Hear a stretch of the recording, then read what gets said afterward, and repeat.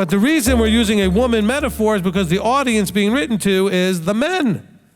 He says, my son, do not forsake. My son, guard. My son, watch over. So we're using, that's also a metaphor. My child, my son.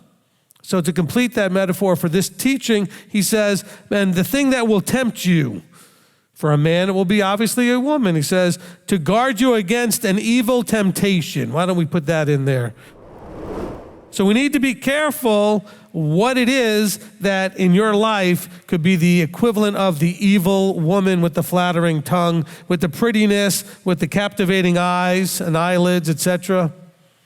And by the way, the captivation of her eyelids is talking about these are things that have been painted and prettied and made to look good. So you may get somebody who's out there with a fabulous looking video or a great PowerPoint or some sort of printed document that looks real impressive that doesn't make it accurate or truth. Look at what Yah did. It's wow. It's his wow, not mine.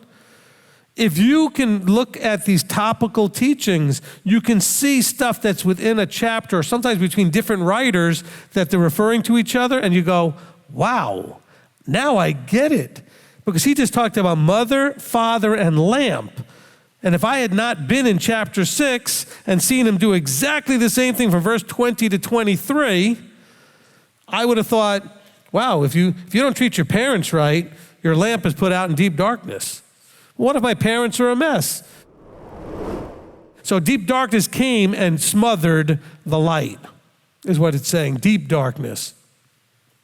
I would say that here deep darkness is not just darkness, because darkness in general cannot put out a light. A light will shine in any level of darkness. Deep darkness here, I think, is a darkness by choice, because you're cursing mother and father, so you're choosing to not see the light. You're choosing that darkness. He says, look, this is the way he now says, I'm going to elevate you to an incredibly high level. If you do these things, you're going to be likened to being like the prophets of old. Not that you'll be a prophet, but you'll be, respected by those who, I was about to say, whose opinions really count. Those in the heavens. You'll be respected by those, just like the prophets were respected by those whose opinions really counted, but the world persecuted them. And he's saying, you like them. He says, look, in the same way they persecuted the prophets who were before you. Now, he didn't just say, let your light shine. He said, let it so shine. In other words, if you let it shine in this manner, what manner?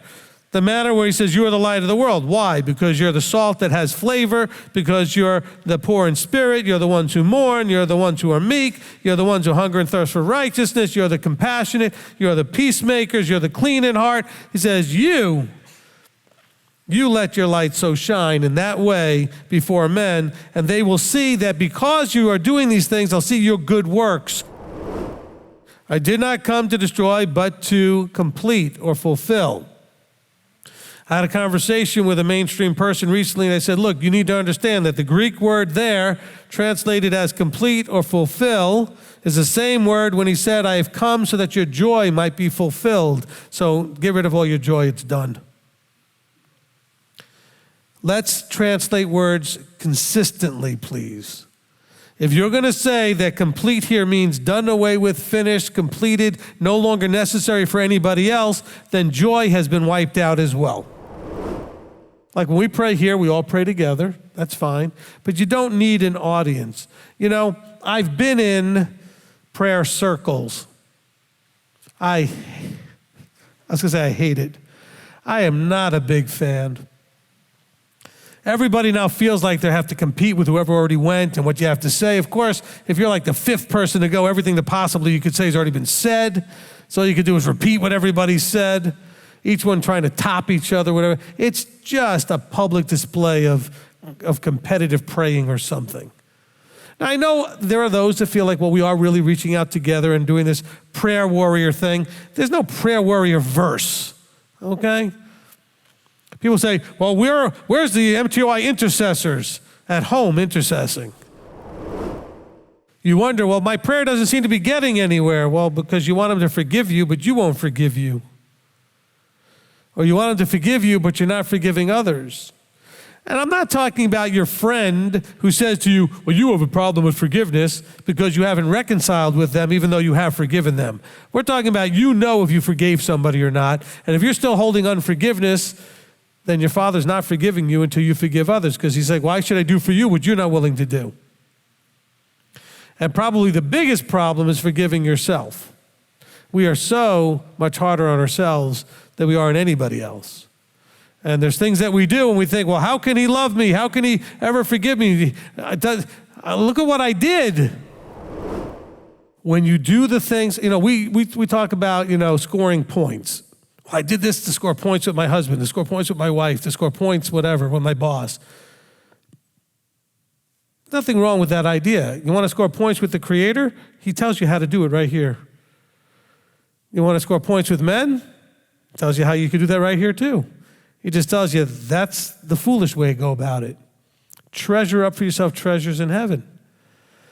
When you stand up for Shabbat, when you stand up to eat right, when you stand up for holy days, when you stand up for doing things with the fruit of the Spirit instead of doing things in a fruit of the flesh type of way, these score you points, so to speak.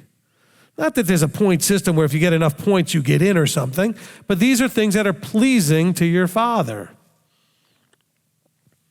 And so these are things that you're treasuring up. So you're treasuring up all kinds of reasons for him to say to you, well done.